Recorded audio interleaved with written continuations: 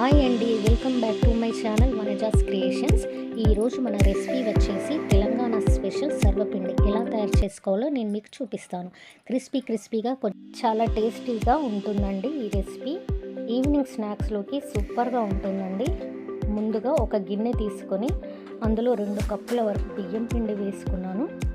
పిండిని ఇంట్లో బియ్యాన్ని 1 కేజీ వరకు గిన్నె పట్టించి ఇంట్లో పెట్టుకున్నానండి. అయితే మనం ఇప్పుడు తొందరగా రెసిపీలోకి వచ్చేద్దాం.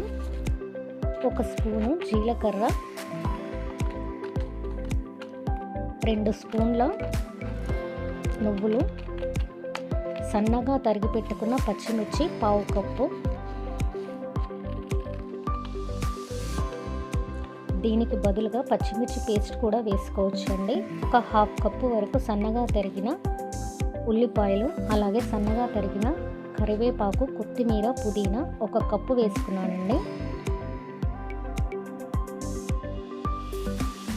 ఈ మిశ్రమం అంతా కలిసేలా కలుపుకొని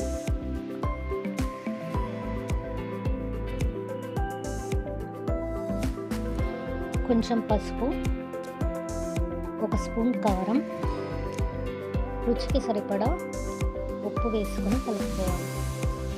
అలాగే అల్లం వెల్లుల్లి పేస్ట్ వేసుకొని అంతా కలిసేలా కలుపుకోవాలి. ఆ తర్వాత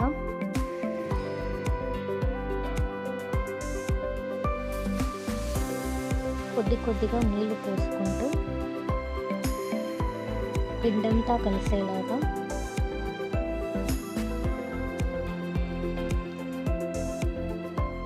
ఒక ముద్దలా తయారు చేసుకోవాలి.